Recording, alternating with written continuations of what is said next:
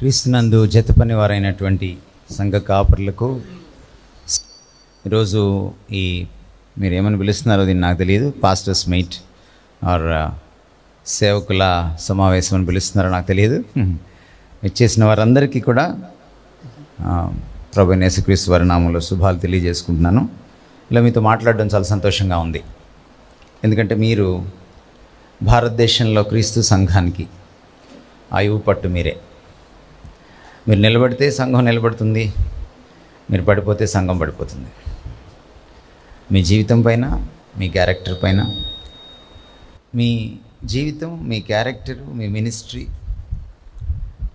చాలా చాలా ప్రాముఖ్యమైనది.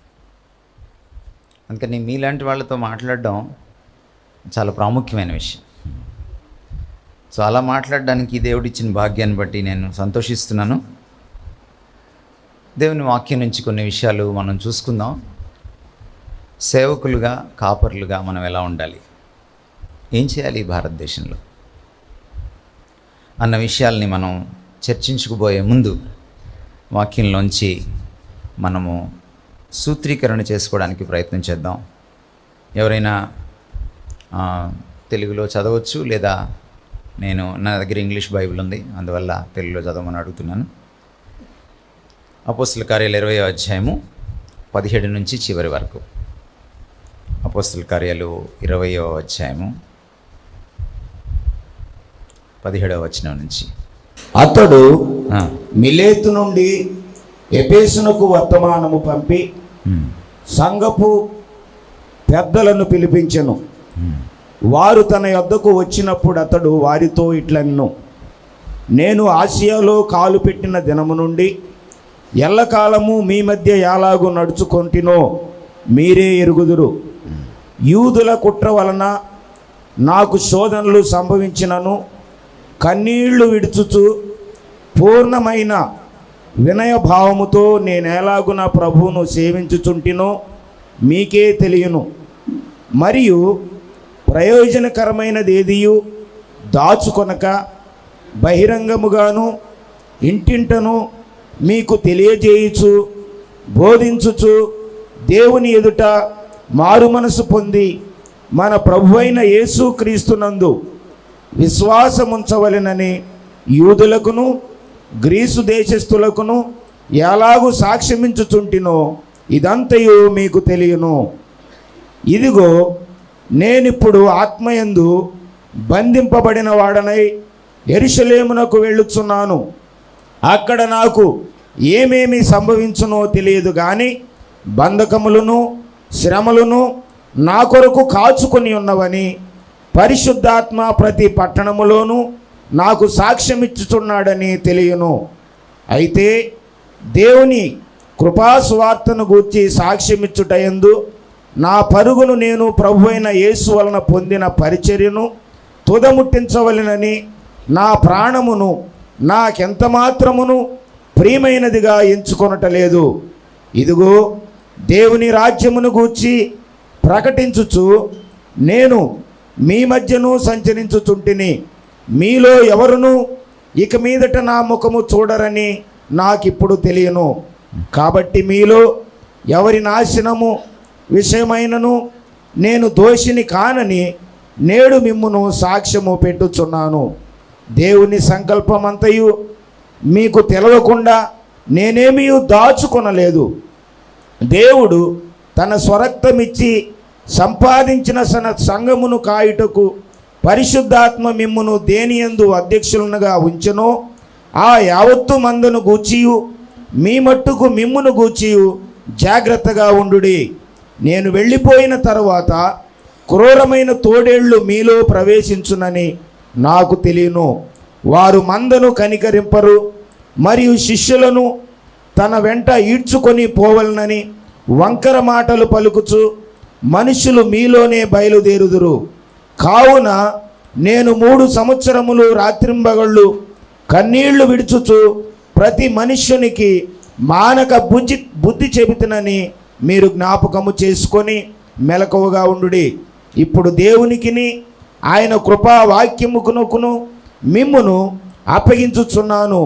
ఆయన మీకు క్షేమాభివృద్ధి కలుగజేయుటకును పరిశుద్ధ పరచబడిన వారందరిలో స్వాస్యం అనుగ్రహించుటకును శక్తిమంతుడు. ఎవని వెండినైనను బంగారమునైనను వస్త్రములనైనను నేను ఆశింపలేదు. నా అవసరముల నిమిత్తమును నాతో ఉన్నవారి నిమిత్తమును ఈ నా చేతులు కష్టపడినవని మీకే తెలియను. మీరును ఇలాగున ప్రయాసపడి బలహీనులను సంరక్షింపవలెనని పుచ్చుకొనుట కంటే ఇచ్చుట ధన్యము అని ప్రభు అయిన యేసు చెప్పిన మాటలు జ్ఞాపకము చేసుకొనవలెనని అన్ని విషయములలో మీకు మాదిరి చూపితినని చెప్పెను. అతడు ఇలాగు చెప్పి మోకాళ్ళుని వారందరితో ప్రార్థన చేసెను. అప్పుడు వారందరూ చాలా ఏడ్చిరి. మీరు ఇక మీదట నా ముఖము చూడరని అతడు చెప్పిన మాటకు విశేషముగా దుఃఖించుచు పౌలు మెడ మీద పడి అతనిని ముద్దు పెట్టుకొని వారు వాడ వరకు అతన్ని సాగనంపిరి. చదువుతుంటేనే మీకు అర్థమై ఉంటుంది. మీరు ఎన్నిసార్లు ఇది చదివి మీ పరిచర్యకు ఒక మోటోగా చేసుకున్నారో నాకు తెలియదు. అనేకమైన సూత్రాలు ఇందులో మనకు కనపడతాయి. పౌలు ఏ విధంగా తన పరిచర్యను జరిగించాడు అన్న విషయాన్ని మీకు అక్కడ మీరు చూడగలరు. రైట్? ఏమంటే ఇంకా మీకు వినికిడి ప్రాబ్లమా? అంటే హోరెత్తిచ్చినటువంటి విధంగా నేను మాట్లాడినండి, దానికైతే మీకు డిసప్పాయింట్మెంటే. అరుపులు కేకలు పెడబబ్బులు ఉండవు నా దగ్గర. అలా అయితే ఐఎమ్ సారీ. అది మీకు వినపడితే చాలు, మీకు అర్థమైతే చాలు, అంతే. అది ఎందుకంటే నా ప్రభు అరవడు, నేను అరవను. అర్థమైందా? యెషయా గ్రంథం 42 అధ్యాయం ఇంటికి వెళ్ళితో చదవండి, 2వ వచనం. ఆయన అరవడు, కేకలు వేయడు, వీధుల్లో ఆయన స్వరం వినపడదు. కనుక నాది కూడా అట్లాగే ఉంటుంది. కనుక ఆయన నా మోడల్. కాబట్టి మీకు అర్థమైతే చాలు, అంతవరకు వినపడితే చాలు. రైట్. నిజానికి ఇది ఎవరితో మాట్లాడుతున్నాడంటే మనలాంటి సేవకులతో మాట్లాడుతున్నాడు. ఆయన మిలేతు మెలటస్ అంటాము, ఆ స్థలానికి వచ్చాడు. అక్కడ నుంచి ఒక 50 కిలోమీటర్లు ఉంటుంది ఎఫెస్ అనేటువంటి సిటీ. మనకందరికీ తెలుసు, ఎఫెస్లో ఆయన గొప్ప సంఘాన్ని స్థాపించాడు, దానికి పత్రిక కూడా రాశాడు.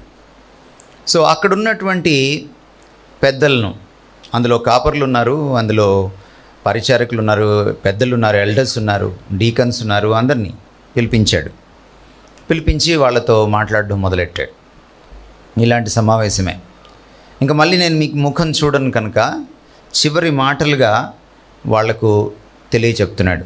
అప్పటికే వాళ్ళ ముందు ఒక అద్భుతమైన మాదిరిని, నమూనాను, ఒక లివింగ్ ఎగ్జాంపుల్గా, తన జీవితాన్నే ఒక అద్భుతమైన మాదిరిగా తను వాళ్ళ ముందు ఉంచాడు.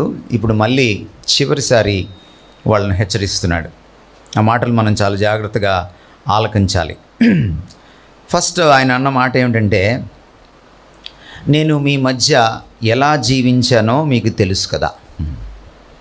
మీరు 18వ వచనం చూస్తే అందులో కనపడుతుంది. నా దగ్గర ఉన్న వాడుక భాష బైబిల్లో మీకు ఒకవేళ చదివి వినిపించాలని అనుకుంటే, నేను ఆసియాలో అడుగుపెట్టిన ఆ మొదటి రోజు నుంచి ఇప్పటిదాకా మీ మధ్య ఏ విధంగా ఉన్నానో మీకే తెలుసు. సాధారణంగా సాక్ష్యాలు, ఈరోజు టీవీల్లో చెప్పే సాక్ష్యాలు, చర్చిల్లో చెప్పే సాక్ష్యాలకి అటెస్టేషన్ లేదు. అంటే అతను చెప్తుంది నిజమో కాదో దేవుడికి ఎరుక, మనకు తెలియదు. కానీ ఈ సాక్ష్యం అలాంటిది కాదు, మీకే తెలుసు. అలా చెప్పాలంటే పాస్టర్ గారికి చాలా ధైర్యం కావాలి. పాస్టర్ గారి సాక్ష్యం గురించి ఎవరు చెప్పాలంటే పాస్టరమ్మ గారు చెప్పాలి మొదట. అందుకనే పాస్టర్ గారు సాక్ష్యం చెప్పకూడదు, పాస్టరమ్మ గారు వచ్చి పాస్టర్ గారి గురించి సాక్ష్యం చెప్పాలి. పాస్టరమ్మ గారి గురించి ఎవరు చెప్పాలంటే పాస్టర్ గారు చెప్పాలి. నెక్స్ట్ వాళ్ళ గురించి ఎవరు చెప్పాలంటే వాళ్ళ చర్చ్ మెంబర్స్ చెప్పాలి. అది సరైన సాక్ష్యం అవుతుంది. యేసుక్రీస్తు వారు కూడా సాక్ష్యం గురించి మాట్లాడుతూ ఆయన చెప్పిన మాట ఏంటంటే, నా సాక్ష్యం నేను ఇచ్చుకుంటే అది సరి అయింది కాదు. ఈరోజు మీరు టీవీల్లో, ఎల్ఈడీల్లో, చర్చిల్లో వింటున్న సాక్ష్యాలన్నీ సరి అయినవి కావు అని మనకు దాన్ని బట్టి అర్థమవుతుంది. నా గురించి నేనే చెప్పుకుంటే అది సాక్ష్యం సరి అయింది కాదు. నన్ను గురించి వేరొకడు సాక్ష్యం ఇచ్చుచున్నాడు. మీరు మోషేని అడగండి, మీరు లేఖనాలు చదవండి, అని వగైరా వగైరా ఆయన తన సాక్ష్యం గురించి తాను చెప్పుకోకుండా ఏదైతే యూదులు నమ్ముతున్నారో, ఎవరైతే ఈ యూదులు ఫలానా ప్రవక్త గొప్పవాడని చూస్తున్నారో వాళ్ళను చూపించాడు ఆయన. ఇక్కడ పౌలు కూడా తన సాక్ష్యం తాను డబ్బా కొట్టుకోవట్లా. తను అంటున్నాడు, మీకు తెలుసు అంటున్నాడు. చాలా దమ్ము కావాలి ఆ మాట అనాలంటే. మీ మధ్య నేను ఎలా నివసించాను. డియర్ పాస్టర్స్, మీరు ఇది వినండి, ఇది చాలా ప్రాముఖ్యం. మీరు బయట ఎలా ఉన్నారా మాకు తెలియదు, కానీ మీ కాంగ్రిగేషన్ ఉంటుందే, మీ మంద ముందు మీరు ఎలా ఉన్నారు, దట్ చాలా ప్రాముఖ్యమైన విషయం. పాపం వాళ్ళు ఎక్కడికి వెళ్ళలేక మీ దగ్గర ఉండిపోయారేమో, అంత మాత్రం చేత మీరు గొప్పోళ్ళు అనుకోకండి. అక్కడికంటే ఇదే బెటర్ లేరా. మనకు తెలుగులో సామెత ఉంది కదా, గుడ్లో మెల్ల అని. సో ప్రపంచం అంతా గుడ్డిదైనప్పుడు మన చర్చి మెల్లకన్నైనా పర్లేదు. ఆ చందంగా ఉన్నారా?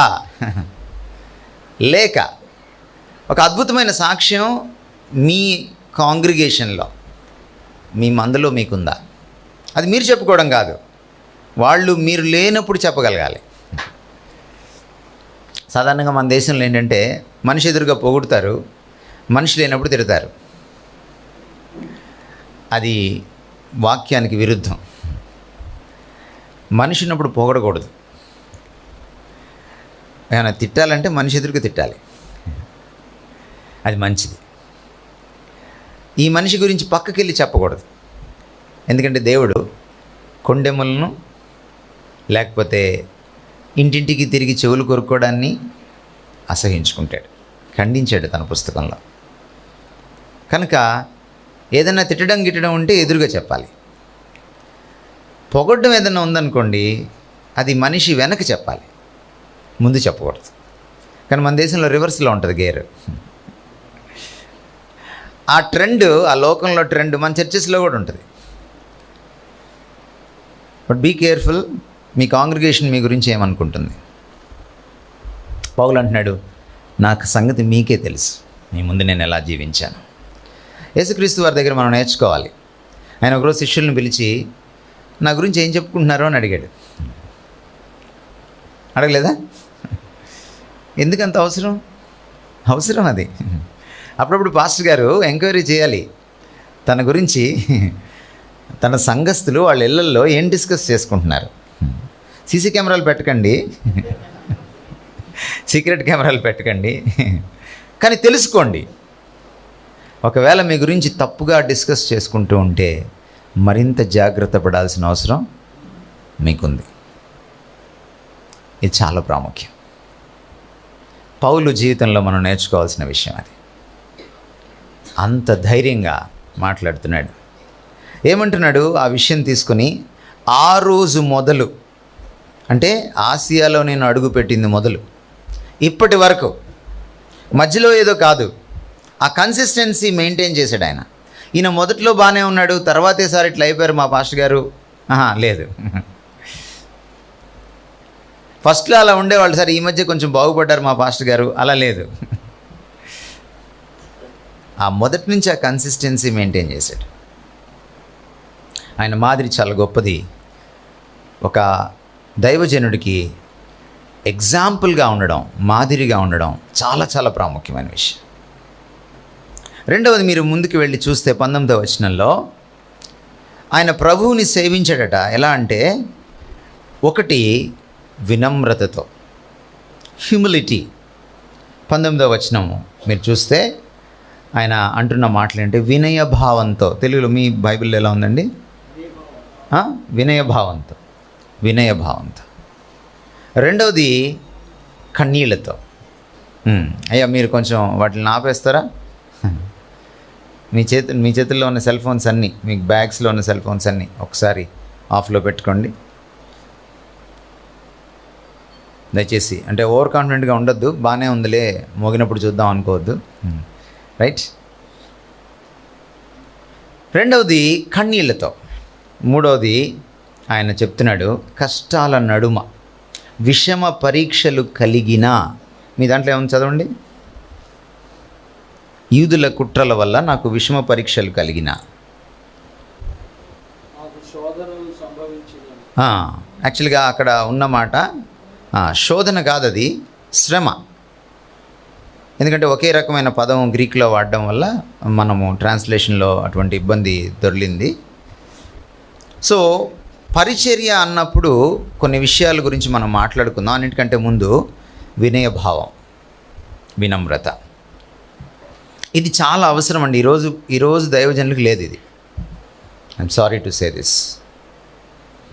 ఫీల్ అయిపోతున్నారు దైవజనులు ఈరోజు. 2 రోజుల క్రితం నాకు ఫోన్ వచ్చింది ఒక సిటీ నుంచి. పాపం ఆయన అభిమానంతో మీరు మా చర్చికి రావాలి పామ్ సండే మట్టల ఆదివారం అని అడిగాడు. అయ్యా ఖాళీ ఉంటే వస్తాను, లేకపోతే రాలేను అని చెప్పాను. ఈలోపు మా సెక్రటరీ గారితో మాట్లాడండి సార్ అని పరిగెట్టుకుంటూ ఫోన్ తీసుకెళ్ళాడు. 1 నిమిషం సార్ అని బతిమిలాడు. సరే నేను లైన్లో ఉన్నాను, 2 నిమిషాలు అయింది, 3 నిమిషాలు అయింది. అవతల నుంచి ఎటువంటి స్వరం వినపడట్లా. ఏమిటి అని వెయిట్ చేస్తూ ఉన్నా. ఈలోపు మళ్ళీ ఈయనే లైన్లోకి వచ్చాడు. అయ్యా మా సెక్రటరీ గారు మాట్లాడలేనన్నారు, నన్నే కనుక్కోమన్నారు. నాకు కొంచెం క్వశ్చన్ మార్క్ వచ్చింది. సరే నేనేం కామెంట్ చేయలే. 2 రోజుల తర్వాత మళ్ళీ ఫోన్ వచ్చింది. వచ్చిన తర్వాత నేను ఆ రోజు ఫోన్ పెట్టేటప్పుడు ఒక మాట చెప్పాను, మీ సెక్రటరీ గారి చేత ఫోన్ చేయించండి, అప్పుడు నేను కన్ఫర్మ్ చేస్తాను అని. ఆయన చేయకపోగా మళ్ళీ ఈయనే చేశాడు. చేసి మీరు ఖాళీ ఉంటే అప్పుడు చెప్పమన్నారు సార్, అప్పుడు ఆయన మాట్లాడతారంట, ఆయన కూడా మాట్లాడరట, నన్ను ఫోన్ చేసి మీ ఇవ్వమన్నారు సార్. అంటే సెక్రటరీ అన్నమాట ఈయన. అప్పుడు మరి ఆయన మాట్లాడేటప్పుడు నేను కూడా మా సెక్రటరీకి ఇవ్వమంటావా అని అడిగాను నేను. ఈరోజు మార్నింగ్ మళ్ళీ ఇంకో స్నేహితుడు ఫోన్ చేశాడు, నాకు బాగా క్లోజ్ ఫ్రెండ్, అదే సిటీ నుంచి. అన్న ఆయన ఫోన్ చేస్తారన్నా కొంచెం మాట్లాడండి అని. నువ్వెందుకు ఫోన్ చేస్తున్నావు ఆయన కోసం? నేను ఆల్రెడీ ఆయనతో మాట్లాడడానికి లైన్లో ఉన్నాను, ఆయన మాట్లాడడానికి ఇష్టపడలేదు. లేదు పొద్దున్న ఫోన్ చేసి మీ బ్యాక్గ్రౌండ్ అంతా అడిగాడు. ఓహో, బ్యాక్గ్రౌండ్ తెలుసుకున్న తర్వాత ఇప్పుడు మాట్లాడతాడు, స్థాయి సరిపోయిందన్నమాట.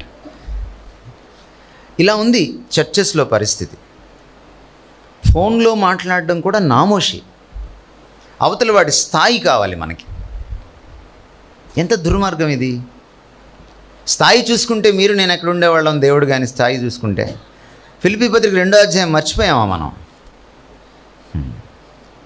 ఆయన దేవుడై ఉండి, దేవుని కుమారుడై ఉండి కదా, దేవుని స్వభావంలో ఉన్నవాడై ఉండి దేవునితో సమానుడిగా ఉండుట విడిచిపెట్టకూడని భాగ్యం అయి ఉండి కూడా అలా ఎంచుకోకుండా మనం ఇంకోటి రాసుకోవాలి ఫిలిప్పీ పత్రికని. నేను పాస్టర్ అయ్యుండి, నేను చర్చి ప్రెసిడెంట్ అయ్యుండి, దీన్ని తీసుకొచ్చి ఆ పక్కన పెట్టండి, ఏమైనా పనికి వస్తుందేమో. ఏంటి నా క్వాలిఫికేషన్, మీ క్వాలిఫికేషన్ ఎందుకు? ఈ పోజు బాలకృష్ణ పోజు కొట్టాడంటే అర్థం ఉంది, వాడికి తెలియదు దేవుడు. ఒక విలేకరిని కొట్టాడంటే అర్థం ఉంది.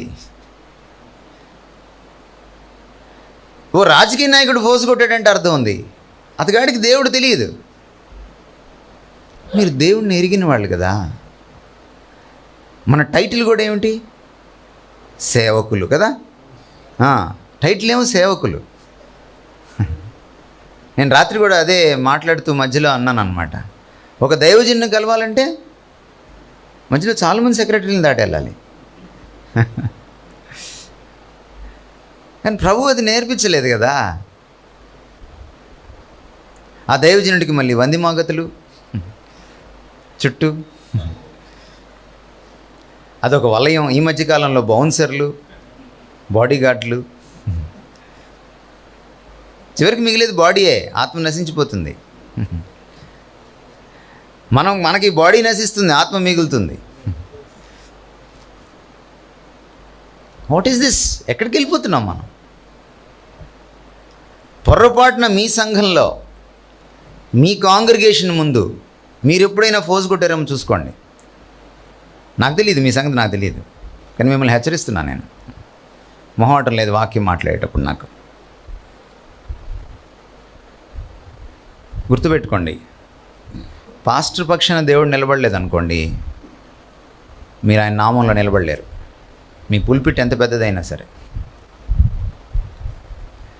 ఎందుకంటున్నానంటే ఆ మాట, the moment you feel proud, the very next moment God will become your first enemy. మనం ఎప్పుడైతే గర్వించడం మొదలెడతామో ఆ మరుక్షణమే దేవుడు మన శత్రువు అవుతాడు. పేతురుపత్రికలో ఈ మాట రాయబడింది, ఆయన దీనులకు కృప అనుగ్రహించును, అహంకారులను ఎదిరించును. ఒకవేళ పాస్టర్ అహంకార అయితే, ప్రకాష్ అన్న అహంకార అయితే ఆయనకి ఏమైనా పక్షపాతం అంటారా? ఫస్ట్ ఎవరు ఎదిరిస్తారంటే వేరే క్రైస్తవులు కాదు, మీ చర్చిలో సభ్యులు కాదు, దేవుడే నీకు వ్యతిరేకంగా నిలబడతాడు. Remember this. ఈయన పౌలు, ఈయన ముందు మనం ఎంత, ఆయన చేసిన సేవ ముందు, ఆయన జ్ఞానం ముందు, ఆయన కమిట్మెంట్ ముందు ఆయన అంటున్నాడు, ఆ రోజు నుంచి ఈ రోజు వరకు నేను వినయ భావంతో ఉన్నాను మీ మధ్య. ఇది చాలా ప్రాముఖ్యమైన విషయం. వినయం భావనే, అది యాటిట్యూడ్ మనసులో ఉంటుంది, కానీ బయటకు అది తొణికిసలాడుతుంది. మీ శరీర భాషలో కనపడిపోతుంది, మీ చూపుల్లో కనపడిపోతుంది, మీరు తల ఎత్తడం దించడంలో కనపడిపోతుంది, మీరు కూర్చోవడంలో కనపడిపోతుంది, మీరు షేక్ హ్యాండ్ ఇవ్వడంలో కనపడిపోతుంది. చాలా ప్రాముఖ్యం అది. కనుక దేవుడు మనకు తోడుగా ఉండాలి అంటే మన పరిచర్యలో మనం ఈ వినయం అనే ఆభరణాన్ని ఎప్పుడు విడిచిపెట్టకూడదు. ఎప్పుడు వినయ అలంకారంతో మనం ఉండాలి. అప్పుడే దేవుడు మనల్ని విడిచిపెట్టి వెళ్ళాడు. ఎందుకు దేవుడు అహంకారులను ఎదిరిస్తాడు? అహం ఆరాధనకు అడ్డుబండ. ఎక్కడ అహం ఎగిసి పడితే అక్కడ ఆరాధన ఉండనే ఉండదు. మీరు ఎన్నిసార్లైనా హల్లెలూయా చెప్పండి, లోపల అహంభావం, బయటికి హల్లెలూయా చెప్పచ్చు. హల్లెలూయా చెప్తుంటే నాకు భయం, చెప్పొద్దని నేను అన్ను, ఆ బ్యాచ్ కాదు నేను. లేకపోతే మీలాగా ఊరుకూరిని హల్లెలూయా చెప్పను, ఆ బ్యాచ్ కూడా కాదు. కానీ హల్లెలూయా చెప్పేటప్పుడు నాకు ఎందుకు భయం అంటే అందులో యెహోవా నామం ఉంది. మీకు తెలుసో తెలీదా? యెహోవా నామం వ్యర్థముగా ఉచ్చరించకూడదు. మైక్ దగ్గరికి రాగానే హల్లెలూయా అనకండి. ఏంటో చెప్పి ప్రజలు తమకు తామే దేవుణ్ణి స్తుతించేలాగా మీరు ప్రేరేపించండి, వాళ్ళే హల్లెలూయా చెప్తారు. మీరెందుకు వాళ్ళ హల్లెలూయా చెప్పండి అంటున్నారు? అవసరం లేదు. అది కాదు స్తుతి.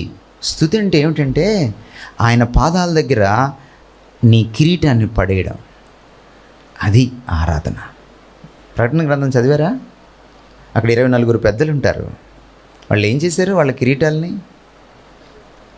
ఏం చేశారండి? వాళ్ళ కిరీటాలని ఆయన పాదాల దగ్గర పడేశారు. కిరీటాలు పాదాల దగ్గర పడేయడం అంటే అర్థం ఏమిటి?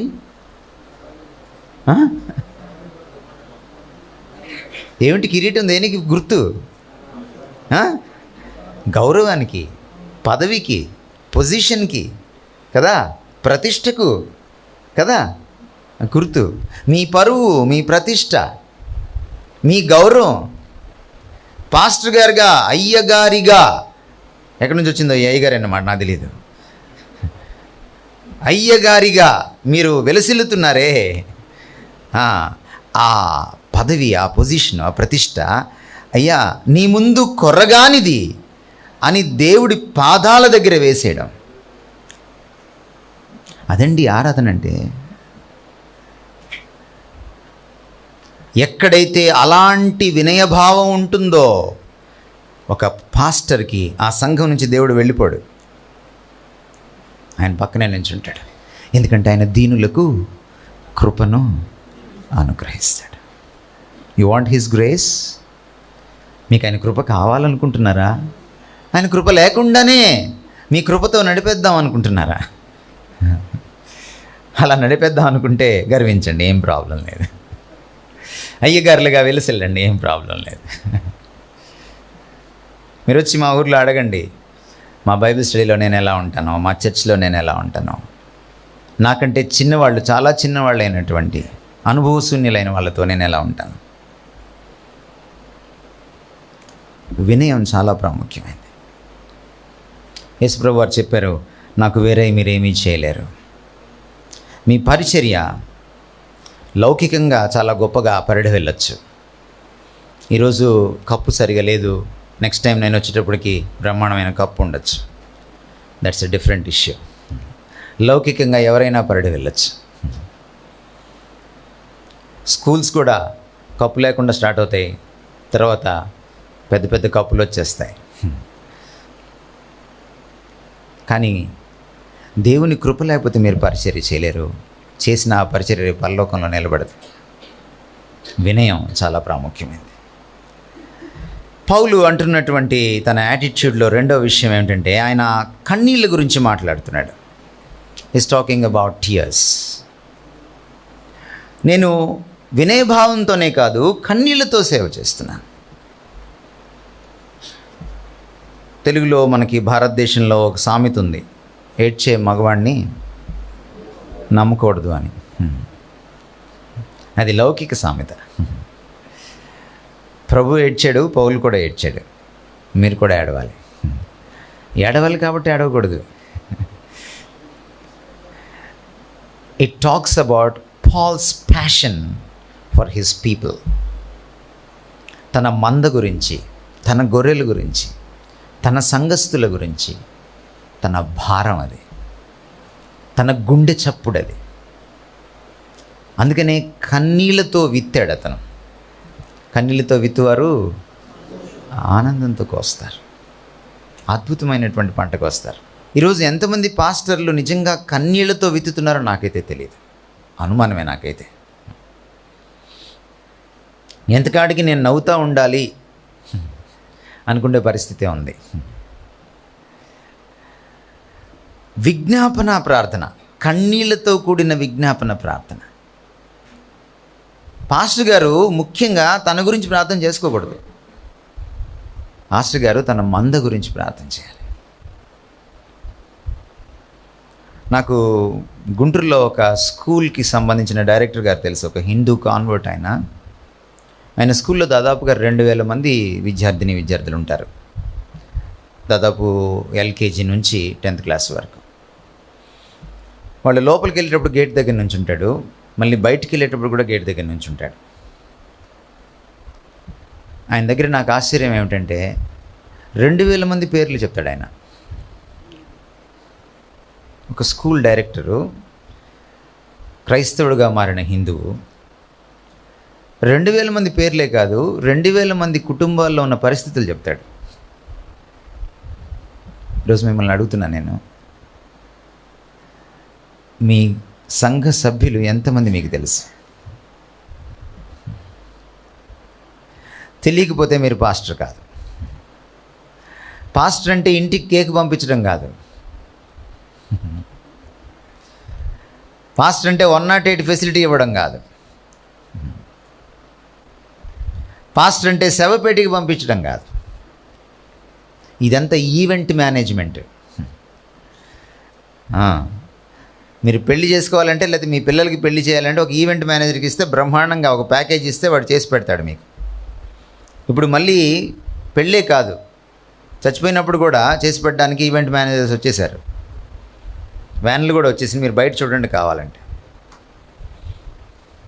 కైలాసం అని రాసి ఉంటుంది దాని మీద. అది తీసుకొచ్చి క్రైస్తవంలో పెట్టారు ఈ రోజున ఈవెంట్ మేనేజ్మెంట్. అది పాస్టోరల్ మినిస్ట్రీ కాదు. పాస్టోరల్ మినిస్ట్రీ అంటే ఏమిటంటే ప్రతి వ్యక్తిని వ్యక్తిగతంగా స్పృశించడం. కొన్ని పెద్ద సంఘాలకి నేను రకరకాల డినామినేషన్స్కి వెళ్తుంటాను. కొన్ని సంఘాల్లో 3 ఉంటారు పాస్టర్లు, 1st, 2nd, 3rd.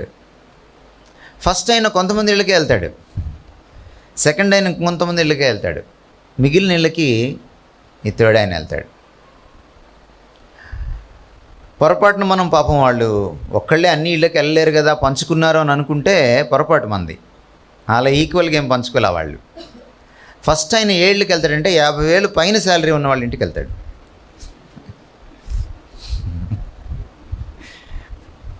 రెండో ఆయన 25,000 పైన ఉన్న దానికి వెళ్తాడు. ఆ మిగిలిన అడుగు పొడుగు ఏమైనా ఉంటే ఈ 3 ఆయన వెళ్తాడు. వాళ్ళ ఇంట్లో శుభకార్యం జరిగినా, లేకపోతే ఒక మరణకార్యం, ఒక ఇది జరిగిన ఫ్యూనరల్ జరిగినా వేరే ఆయన ఇంకొక దగ్గరికి వెళ్ళడు. ఎందుకంటే వాళ్ళకి ఈయనకి ఇచ్చుకుండే స్తోమత వాళ్ళకి లేదు. అది కాదు పాస్టోరల్ మినిస్ట్రీ అంటే. దాని గురించి నేను చాలా చెప్పాలి, తర్వాత చెప్తాను నేను. పాస్టోరల్ మినిస్ట్రీ అంటే అది కాదు. Pastoral ministry is a praying ministry. అందుకని చివరి కూడా మీరు చూస్తే అతను మోకాళ్ళుని వాళ్ళ గురించి ప్రార్థన చేసినట్టుగా, ఆ ప్రార్థనలో అతని భారం, అతని ప్యాషన్ మనకి కనపడుతుంది. చివరి మాటల్లో మీరు చూస్తే 36 ఎవరైనా చదువుతారండి?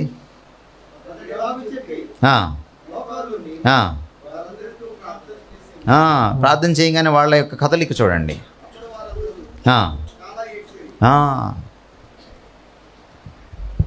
There is a personal bond between the pastor and the congregational members. సభ్యుడికి కాపరికి ఒక అద్భుతమైనటువంటి వ్యక్తిగత అనుబంధం. That's very important. నీ సంఘంలో 500 మంది ఉంటే 500 మంది కుటుంబాల గురించి, వాళ్ళ బాగోగుల గురించి నీకు తెలియకపోతే నువ్వు కాపరిగా ఉండడానికి పనికిరావు. టేక్ దిస్ స్టేట్మెంట్ ఫ్రమ్ మీ.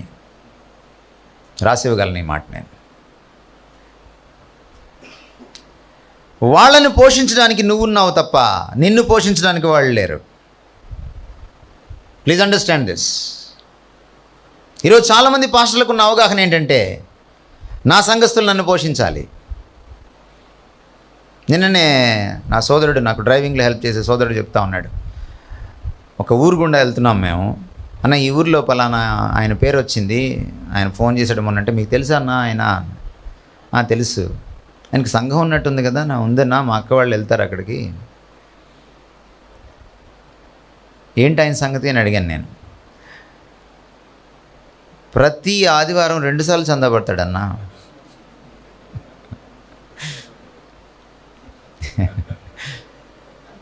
ఎందుకు 2 సార్లు? కొంతమంది ఫస్ట్ హాఫ్కి వచ్చి వెళ్ళిపోతారు, సెకండ్ హాఫ్లో ఉండరు. కొంతమంది సెకండ్ హాఫ్కే వస్తారు, ఫస్ట్ హాఫ్లో ఉండరు. ఈ ఫస్ట్ హాఫ్ ఒకటి చివరి దాకున్నా చివరిలో చందా పడితే సరిపోతుంది. కానీ పాపం ఫస్ట్ హాఫ్లో వచ్చిన వాళ్ళు కొంతమంది వెళ్ళిపోతారు కదా, ఎవరూ మిస్ అవ్వకూడదు అనమాట. అందుకని ఫస్ట్ హాఫ్ అయిపోగానే ఒక చందా, సెకండ్ హాఫ్ అయిపోగానే ఇంకో చందా. చాలామంది పాస్టర్ల అవగాహన ఏంటంటే, వాళ్ళు మనల్ని పోషించాలి. పేతురుతో మాట్లాడుతూ యేసుక్రీస్తు వారు, నువ్వు నన్ను ప్రేమిస్తున్నావా అని 3 సార్లు అడుగుతున్నప్పుడు, ఆ చిట్ట చివరి ములాఖాతులో, ఆ ఎన్కౌంటర్లో ఆయన అన్న మాట ఏంటంటే, నా గొర్రెలను మేపుము. నువ్వు పోషించాలి గొర్రెల్ని నువ్వు పోషించవు. నువ్వు కసాయుడు కాదు, గొర్రెబొచ్చి అమ్ముకొని బతికేవాడు కాదు. నువ్వు కాపరివి, గొర్రెని మేపాల్సిన వాడివి, కాపాడాల్సిన వాడివి. ఈ యాటిట్యూడ్ ముందు మారాలి మనకి. You have to pray for them every day with tears. ఎవరి గురించి ప్రార్థన చేస్తామండి మనం? చెప్పండి మీరు. ఎవరి గురించి భారంగా ప్రార్థన చేస్తాం? మీరు చెప్పండి నాకు. ఎవరిని ప్రేమిస్తామో వాళ్ళ గురించి. మీరు పాస్టర్ గారు అయ్యి మీ కొడుకు తాగి తందనాలు ఆడుతున్నాడు అనుకోండి, ప్రార్థన చేయరా? తప్పకుండా చేస్తారు. ఎందుకని? తండ్రి మనస్సు. అంతేనా కాదా? ఈరోజు చాలా చర్చెస్లో తండ్రి గారు, తల్లి గారు అని పిలిపించుకుంటున్నారు కదా. నువ్వు నిజంగా తండ్రిగా ఉన్నావా? నిజంగా తండ్రివేనా? తండ్రి గారు అంటే ఏంటి? గారుకి ప్రాధాన్యతే కానీ తండ్రికి ప్రాధాన్యత లేదా? తండ్రి గారు అంటే ఎవరు? కొడుకెళ్ళి తండ్రి ఒడిలో కూర్చోవాలి, అంత చనువు ఉంటుంది తండ్రితో. ఉందా? చాలామంది తెలుసు నాకు తండ్రి గారు అని పిలిపించుకునేవాళ్ళు. ఆ తండ్రి గారి దగ్గరికి వెళ్ళాలంటేనే నాకు అర్థం కాని విషయం ఏమిటంటేనండి, సమీపింపరాని తేజస్సులో వసించేవాడు, పరిశుద్ధమైన దేవదూతలు కూడా దగ్గరికి రాలేనంత పరిశుద్ధతలో వెలిసిల్లే దేవుడు మనకు సమీపం అయిపోయి మన మధ్య నివసించాడు. మనలాంటి పాపులైన పాస్టర్లు సమీపింపురాని తేజస్సులో వసిస్తున్నారు. ఈరోజు ఏమిటో నాకు అర్థం కావట్లేదు. ఇది ఎక్కడ విట్టూరం వదినా?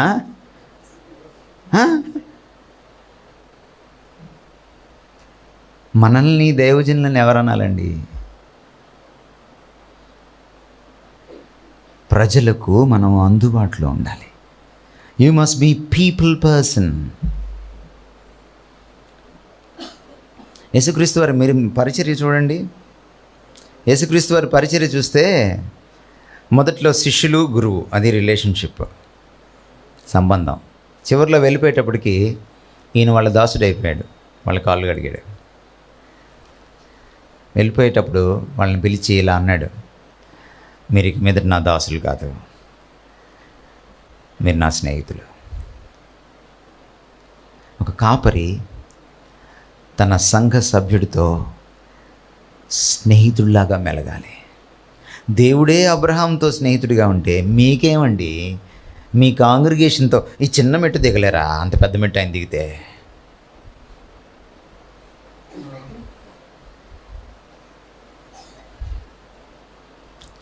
పీపుల్, సంఘంలో పరిచర్యలో పద్ధతులు కాదు ప్రాముఖ్యం, మీరు కాదు ప్రాముఖ్యం. దేవుడు, తర్వాత మీ ప్రజలు. మీకు ఇచ్చాడు దేవుడు ప్రజల్ని. వాళ్ళు 100 మంది కావచ్చు, 30 మంది కావచ్చు, 300 మంది కావచ్చు, 3000 మంది కావచ్చు, వాళ్ళే. ఇది చాలా చాలా ప్రాముఖ్యమైనది. అందుకని ఈ ఈ 17వ వచనం నుంచి చివరి దాకా మీరు 38 దాకా చదివితే ఆ పౌలు గుండె చప్పుడు సంఘం కోసం, ఆయన బిల్డింగ్ కోసం బాధపడట్లా. మీరు గమనిస్తే సంఘంలో ఉన్న వ్యక్తుల కోసం, నేను మిమ్మల్ని వదిలిపెట్టి వెళ్ళిపోతున్నాను, ఎలా బ్రతుకుతారో. ఒక తండ్రి కుటుంబాన్ని వదిలిపెట్టేసి వెళ్ళిపోయేటప్పుడు ఎలా విలపిస్తాడో, ఎలా ఆందోళన చెందుతాడో, ఆ టోన్, ఆ ధోరణి మీకు ఆ వచనాలన్నింటిలో కనపడుతుంది. Christian pastoral ministry is a people ministry, people centred ministry.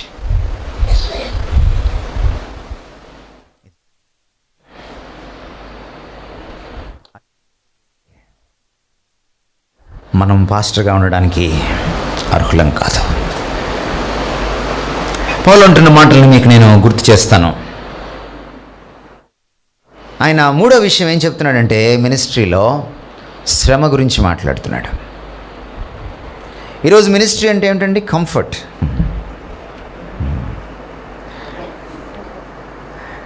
కదా, ఎంత సౌకర్యం ఉంటే అంత సౌకర్యవంతంగా పనిచేస్తాం. శ్రమ అక్కర్లా మనకి, శ్రమ వద్దు, కష్టం వద్దు.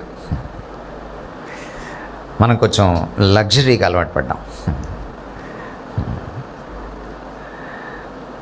మనం ఏం సేవ చేయగలమండి దేవుడికి? మన ప్రభువుకేమో తలదాచుకోవడానికి చోట్లేదు. ఆయనకి పాపం పడవ మీద వెళ్ళాలంటే ఒక్క పడవ కూడా ఆయనకి ఓన్ బోట్ లేదు, కనీసం సైకిల్ లేదు ఆయనకి. ఆయన పేర బ్యాంక్ బ్యాలెన్స్ లేదు, జోల్లో డబ్బులు పెట్టుకోవద్దు అని చెప్పాడు ఆయన కదా, చెప్పలేదా? ఇప్పుడు ఎలా ఉంది? నా అకౌంట్లో ముందు మీరు ముందు అకౌంట్లో మీరు అడగండి విజయప్రసాద్ గారిని, మేము ఇద్దరం ఏమో డబ్బుల గురించి మాట్లాడుకున్నామేమో, నేను వెళ్ళిపోయిన తర్వాత అడగండి. ఆయన తేడాగా చెప్తే నా ప్రసంగం మీరు తీసుకోవాల్సిన పని లేదు.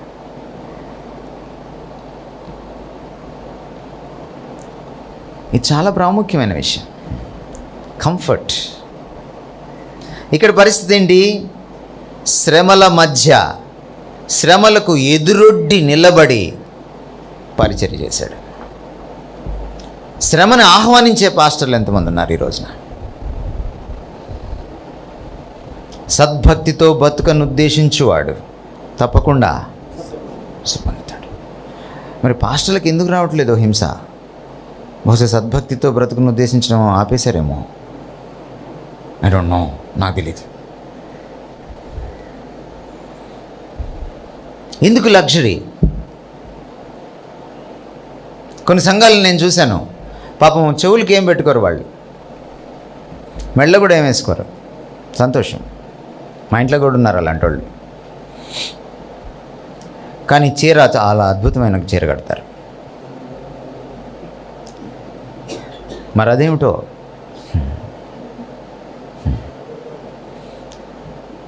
ఇంట్లోకి వెళ్ళి చూసారా ఆ పాస్టర్ గారి ఇంట్లోకి, పాస్టర్ గారు ఏం వేసుకోరు.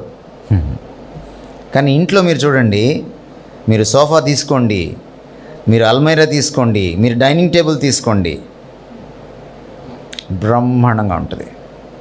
ఏమిటో నాకు ఆ కాన్సెప్ట్ నాకు తెలియదండి, నా బైబిల్ అయితే నేర్పించలా నాకు. అదేమిటో ఇదొక్కటే తీసేయాలట, మళ్ళీ తీసి మళ్ళీ బంగారం అక్కడ బ్యాంక్లో పెట్టుకోవచ్చు, ఇబ్బంది ఏం లేదు, ఇక్కడే పెట్టుకోకూడదు అంతే.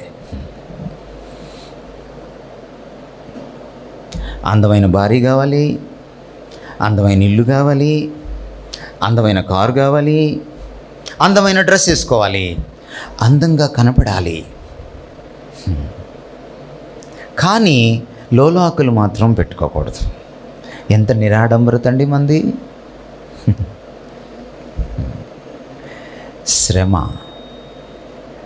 శ్రమ ఏది? క్రీస్తు కోసం శ్రమించడం ఎక్కడా? Comfort after comfort. దేవుడిస్తే తీసుకోండి, నేను కాదనట్లా, కానీ దానికోసమే జీవిస్తాం చూశారు. చాలా ప్రాబ్లం. నేను ఒక మొబైల్ బైబిల్ ఇన్స్టిట్యూట్ ఆరంభించాను. నా దగ్గర డబ్బులు లేవు, భవిష్యత్తులో కూడా సమస్య రాకూడదని, ఒక బిల్డింగ్ కూడా కట్టకూడదని మొబైల్ ఇన్స్టిట్యూట్ ఆరంభించాను. ఎందుకంటే ఒక ఇన్స్టిట్యూట్ ఒక ఊర్లో పెడితే కొన్ని సంవత్సరాలకు ఒక బిల్డింగ్ వస్తుంది, కొన్ని సంవత్సరాలకు నేను పోతాను, నేను పోయిన తర్వాత దానికోసం కొట్టుకుంటారు. అందుకని అది వద్దు అన్నాడు దేవుడు. అందుకని మొదటి శతాబ్దంలో పరిచర్య ఎలా జరిగిందో, వాళ్ళకి బిల్డింగ్స్ లేవు, అలాగే చేయాలనుకున్నాను. అందుకని సిటీస్కి వెళ్ళి నెలకు ఒకసారి వెళ్ళి అక్కడ క్లాసెస్ నిర్వహిస్తాను. ఒకే గుంపుకి వాళ్ళే వస్తారు మళ్ళీ 25 ఏళ్ళ నుంచి 75 ఏళ్ళ వాళ్ళు కూడా ఉన్నారు నా స్టూడెంట్స్. జరుగుతుంటే మొదటి క్లాసెస్కి చాలామంది పాస్టర్లు వచ్చారు. కాలక్రమంలో వాళ్ళు రావడం మానేశారు నెమ్మదిగా. ఎందుకో తెలుసా? ఒక మంచి ఫెసిలిటీ ఇచ్చి అక్కడ పెడతాం. ఒక చర్చ్లో పెడితే ఇబ్బంది ఏంటంటే ఇంకో చర్చ్ వాళ్ళు రారు. అన్ని సంఘాల వాళ్ళకు చేరాలని చర్చ్ కాని ప్లేస్లో పెడుతున్నాం కాబట్టి కొంచెం ఖర్చు అవుతుంది. ఆ రిజిస్ట్రేషన్ వాళ్ళు పే చేయలేరు. పే చేయలేకపోతే అది వేరే విషయం, పే చేయకూడదనే ఫిలాసఫీ ఉంటుంది కొంతమందికి. నేను పాస్టర్ని, నేను పే చేయడం ఏంటి? నేను వస్తే మీరు ఇవ్వాలి నాకు. ఎవరు ఈ రోగం అంటించారో ఈ పాస్టర్లకి నాకు తెలియదు. బట్ ఇక్కడ చూడండి, శ్రమకు ఎదురొడ్డి నిలబడి ఆయన సంఘాలు స్థాపించాడు. క్రీస్తు కోసం శ్రమించడానికి మీరు ఇష్టపడుతున్నారా? ఎవడైనా నన్ను వెంబడింపగోరిన ఎడల, ముఖ్యంగా దైవ సేవకుడు ఇది వర్తిస్తుంది, తన సిలువనెత్తుకొని. ఏది మీ సిలువ? ఏది? ఇక్కడ గమనించండి పాస్టర్లు, దయచేసి ఎవరి సిలువ వాళ్ళదే. మీ కష్టం మీదే, నా కష్టం నాదే. నా కష్టం మీ కష్టం కంటే గొప్పది కాదు, మీ కష్టం నా కష్టం కంటే గొప్పది కాదు. ఏ చెట్టుకి అంత గాలి. మీ కష్టం మీకు గొప్పది, నా కష్టం నాకు గొప్పది. కానీ అసలు కష్టం ఉందా అని అడుగుతున్నాను నేను. సిలువ ఉందా? యేసుప్రభువుని వెంబడిస్తున్నాం, సిలువ ఉందా అంటున్నా నేను. ప్రతివాడు తన సిలువనెత్తుకొని, ఎవడి శ్రమ వాడిదే, నన్ను వెంబడింపవలెను. ఈ సిలువ మోయడానికి ఏంటి ఇన్స్పిరేషను? ఆ సిలువ. ఆ సిలువ ముందు ఈ సిలువలన్నీ బలాదూర్, ఈ కష్టాలన్నీ బలాదూర్. నిన్నెవరో ఫోన్ చేశారు నేను వస్తుంటే దారిలో, నీ కిడ్నీ పెయిన్ ఎలా ఉంది అని. పర్లేదు, అప్పుడప్పుడు విసిగిస్తుంది, పలకరిస్తుంది, పర్వాలేదు. ఎలా చేస్తున్నావు? నేను వాళ్ళని ఎదురు ప్రశ్న అడిగాను. ఆయన సిలువలో చనిపోయినప్పుడు పడ్డ వేదన కంటే ఇది పెద్దది కాదు. ఈ సంవత్సరం సిల్వర్ జూబ్లీ చేసుకుంటున్నాను. నాకు కిడ్నీ సమస్య స్టార్ట్ అయ్యి 20 సంవత్సరాలు అయింది. సిల్వర్ జూబ్లీ చేసుకుంటున్నాను. హాయిగా ఉంది బ్రతుకు. ఎప్పుడైనా నీరసం వచ్చిందనుకో ఈ పోరాటంలో, ఆ సిలువ వైపు చూడడమే.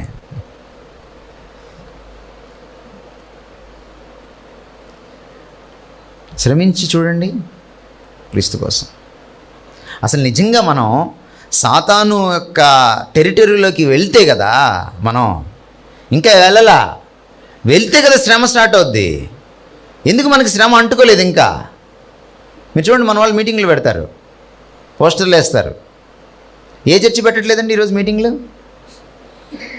ప్రతి చర్చి తన వార్షికోత్సవానికి బహిరంగ సభ పెడుతుంది.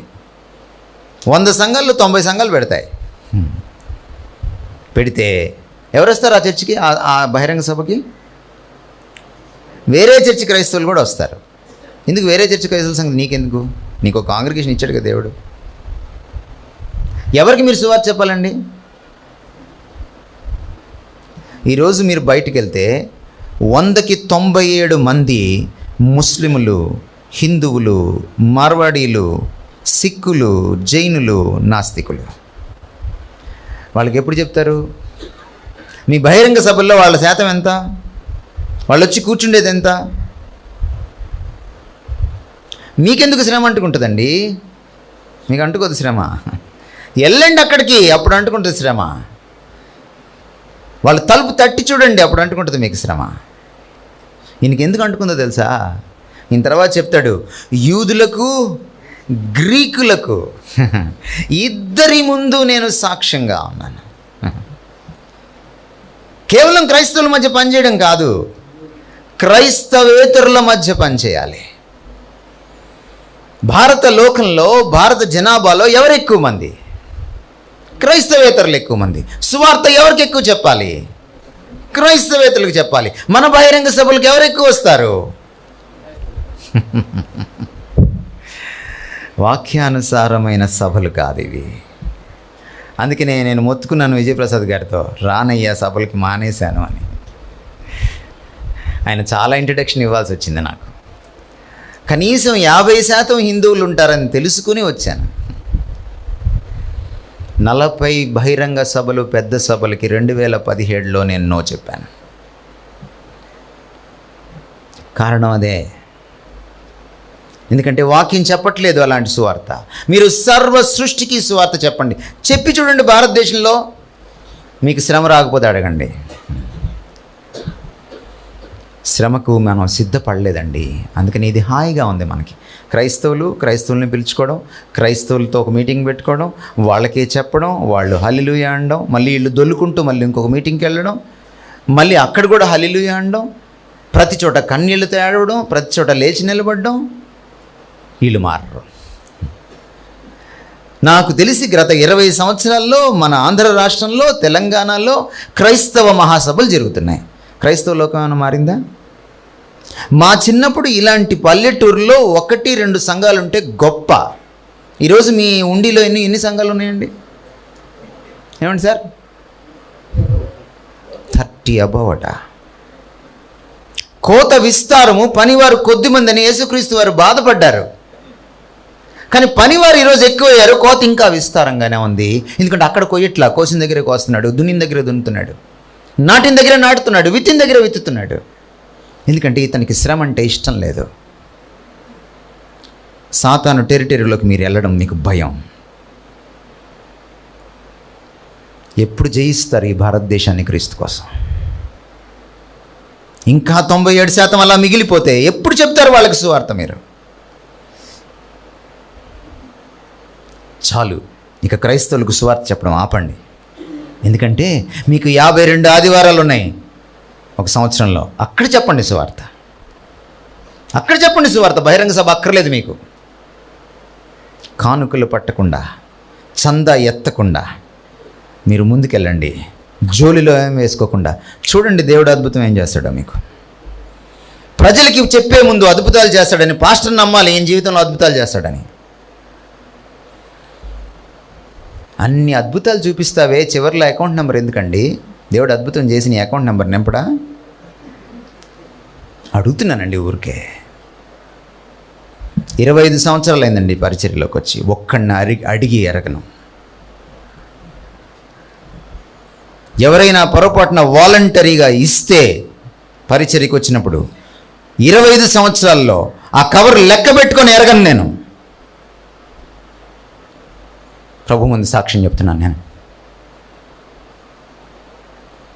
ఎవరైనా ఇంటికి పొరపాటున వెళ్తే, ప్రార్థన చేయవలసి వస్తే, వాళ్ళు డబ్బులు ఇస్తే తీసుకొని ఎరగను నేను.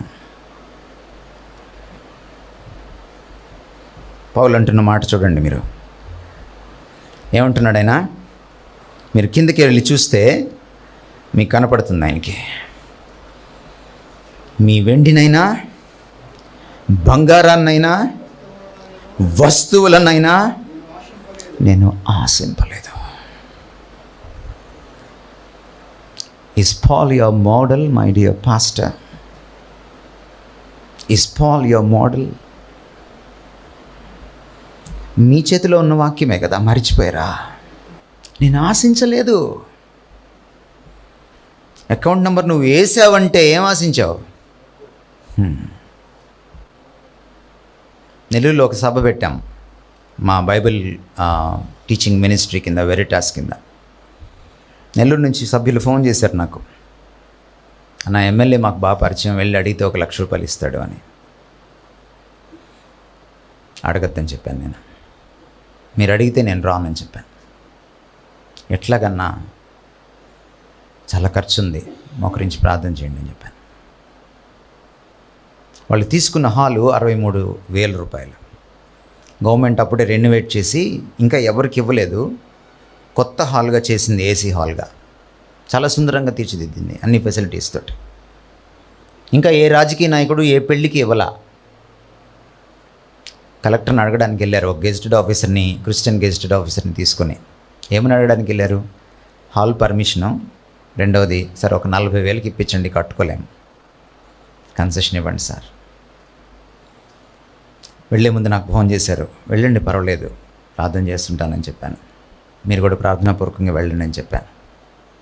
బయటకు వచ్చి వాళ్ళు గెంతుకుంటూ ఫోన్ చేశారు నాకు, సార్ 63,000 క్యాన్సిల్ చేసి ఫ్రీగా తీసుకోమని ఇచ్చాడు సార్ కలెక్టర్.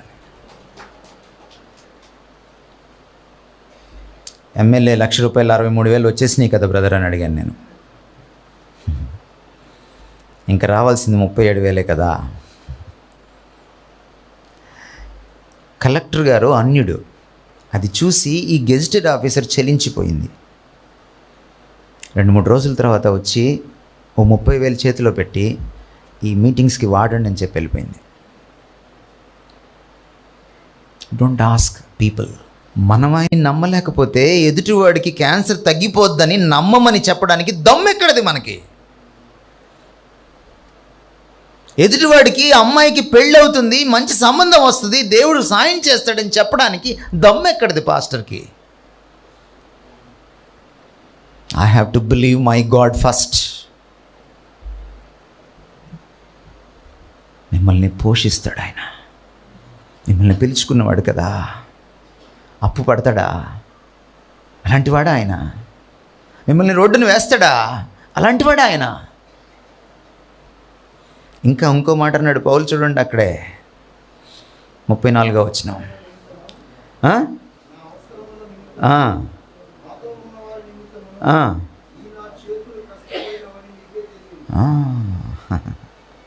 మీరు ఏమనుకోనంటే కొన్ని ప్రశ్నలు అడుగుతాను ఈరోజు మిమ్మల్ని. నన్ను మన్నించండి, మీరు మళ్ళీ నన్ను పిలవరని తెలుసు, అందుకు సిద్ధపడే వచ్చాను.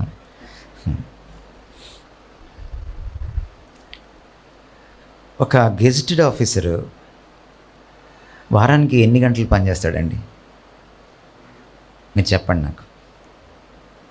ఒక గెజిటెడ్ ఆఫీసరు వారానికి ఎన్ని గంటలు పనిచేస్తాడు? ఏమండి? 50 అవర్స్. గుడ్. ఒక స్కూల్ టీచరు, ఒక సాఫ్ట్వేర్ ఇంజనీరు 60-70 గంటలు పనిచేస్తాడు కదా? అవునా కదా?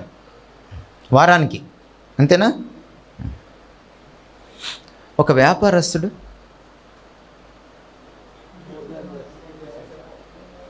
కదా? ఇదంతా ఎందుకు చేస్తారు వాళ్ళు? పొట్టకుటి కోసం, పిల్లల్ని పోషించుకోవడం కోసం, సమాజంలో ప్రతిష్ట కోసం కదా, అంతేనా? నేను అడుగుతున్నాను ఇప్పుడు మిమ్మల్ని, ఏమనుకోవద్దు. ఒక వారం రోజుల్లో ఓ పాస్టర్ గారు ఎన్ని గంటలు పనిచేస్తాడు? Are you a hard worker for the lord? ఇది ఎక్కువ ఎందుకు? కుండబద్దలు కొట్టినట్టు మాట్లాడుకుందాం. మనకి ఇక్కడ ఎవరు వేరే వాళ్ళు లేరు కదా, ఎందుకంటే మళ్ళీ అక్కడ మాట్లాడలేను నేను, మీరు నాకు దొరకరు. ఎంతసేపు పని చేస్తున్నారు మీరు అని అడుగుతున్నాను నేను. ఎంత చదువుతారు ఈ భారతదేశాన్ని మీరు? ఎంత చదువుతారు మీరు బైబిల్ని? ఎన్ని గృహాలు దర్శిస్తారు మీరు? ఎంతమందికి వ్యక్తిగత సువార్త సేవ చేస్తారు మీరు? ఎంత కష్టపడతారు మీరు? ఓ పాస్టర్ పని చేయకూడదా? చేయొచ్చు. బైబిల్ ప్రకారం, పౌలు ప్రకారం చేయొచ్చు. ఫుల్ టైం అంటే అర్థం ఏంటండి? 24 అవర్స్ చేయాలండి మీరు. 2.4 అవర్స్ చేస్తున్నారేమో లేదో చూసుకోండి. 24 అవర్స్ దేవుడికి ఇరుక, రోజుకి 2.4 అవర్స్. పౌలు అంటున్నాడు, ఆయన అన్న మాట చూడండి, నేను కష్టపడుతున్నాను. నన్ను పోషించుకోవడమే కాదు, నా సహపరిచారకులు ఉంటారే, నా బ్యాచ్ ఉంటుంది కదా, నాకు సాయం చేసేవాళ్ళు, వాళ్ళకి కూడా తిండి పెట్టడానికి నేనే కష్టపడుతున్నాను. నేను చాలామంది పాస్టర్లను చూశాను, మీరు ఇవ్వకపోతే ఎవరిస్తారమ్మా మాకు?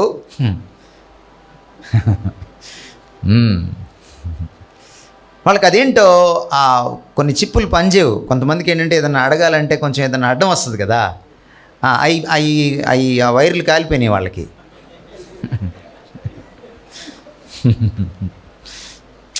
ఉండదు అన్నమాట. ఏది ఈ మోడల్ ఏదండి 21వ శతాబ్దంలో? ఎందుకు మన భారతదేశం ఇంకా అన్యాక్రాంతం అయిపోయింది? ప్రభు పాదాల దగ్గరికి ఎందుకు రాలేదు అంటే మన క్వాలిటీ ఆఫ్ మినిస్ట్రీని బట్టే కదండి. మనం సరిగా ఉంటే సంఘాలు సరిగా ఉంటాయి, సంఘాలు సరిగా ఉంటే భారత సమాజం క్రీస్తు సమాజంగా మారిపోదా అండి?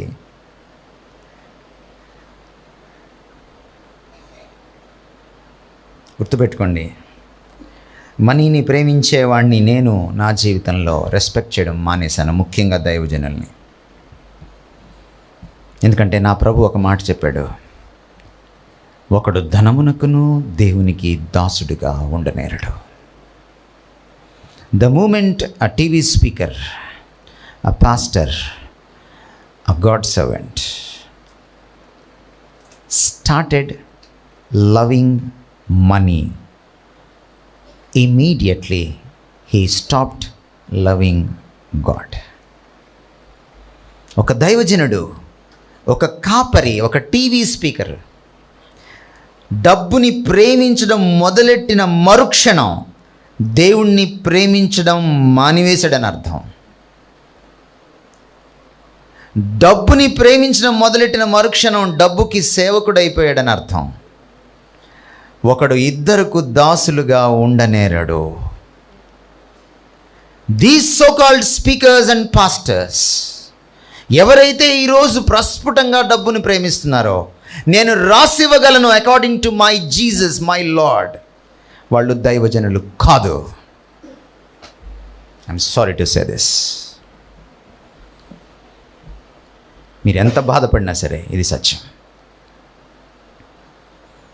Because if I love my God, I cannot love money.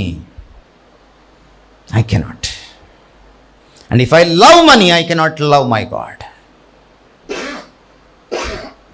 Friends, గుర్తుపెట్టుకోండి, సేవకు అర్హత ఉద్యోగం కాదు, కులం కాదు, అనుభవం కాదు, చదువు కాదు, తెలివితేటలు కాదు. ఎవరినైతే మీరు సేవిస్తున్నారో ఆయనను మనసా వాచా కర్మణ త్రికరణ శుద్ధిగా పూర్ణ తత్వంతో ప్రేమించడమే సేవకు అర్హత. 25 సంవత్సరాలు విపరీతంగా చదివాను నేను. ఒక బైబిల్ కాదు, సైన్స్ కాదు, ఆస్ట్రానమీ కాదు, ఫిజిక్స్ కాదు, కెమిస్ట్రీ కాదు, మెడిసిన్ కాదు, ఇంజనీరింగ్ కాదు, అందరికీ సమాధానం చెప్పాలని. భగవద్గీత, ఖురాన్, వేదాలు. నాలాగా మీరు ఉండక్కర్లా. కానీ మీకు ఒక్క క్వాలిఫికేషన్ ఉంటే చాలు, ఆయన్ని మీరు ప్రేమించాలి. పేతురు, నువ్వు నన్ను ప్రేమిస్తున్నావా? 3 సార్లు అడిగాడు. 3 యూదు ప్రపంచంలో పరిపూర్ణతకు గుర్తు, నిశ్చయతకు గుర్తు. నిశ్చయంగా చెప్పగలవా పేతురు నువ్వు నన్ను నిజంగా ప్రేమిస్తున్నావని అని దాని అర్థం. అలా ప్రేమించని ఎడల నువ్వు నా గొర్రెల్ని కాయొద్దు, నా గొర్రెల్ని మేపద్దు, అందుకు నువ్వు పనికిరావు. ప్రేమించిన ఎడల నా గొర్రెలను కాయము, నా గొర్రెలను మేపము. What is a pastor's qualification? Loving his God. డబ్బు కంటే ఎక్కువగా, పదవి కంటే ఎక్కువగా మీరు కష్టపడి ఒక సంఘాన్ని కట్టుకోవచ్చు. దాన్ని మీ కొడుక్కి ఇవ్వకండి, మీ అల్లుడికి ఇవ్వకండి. పేతురుకి కొడుక్కి ఇవ్వలా, పౌలు అల్లుడికి ఇవ్వలా. ఎవడు సంపాదించమన్నాడు నిన్ను? ఎవడు చెప్పాడు నీకు కోట్లు సంపాదించమని? సంపాదిస్తే అట్టగే ప్రేమిస్తావు దాన్ని నువ్వు. నీ కొడుకేమో నీలాంటోడు కాదు, వాడికి ఇస్తావు, వాడు నాశనం చేసి పెడతాడు. క్వాలిఫికేషన్ కొడుకా, కోడలా, కూతురా, అల్లుడా, మేనల్లుడా కాదు. క్వాలిఫికేషను ప్రభువుని ప్రేమించడం.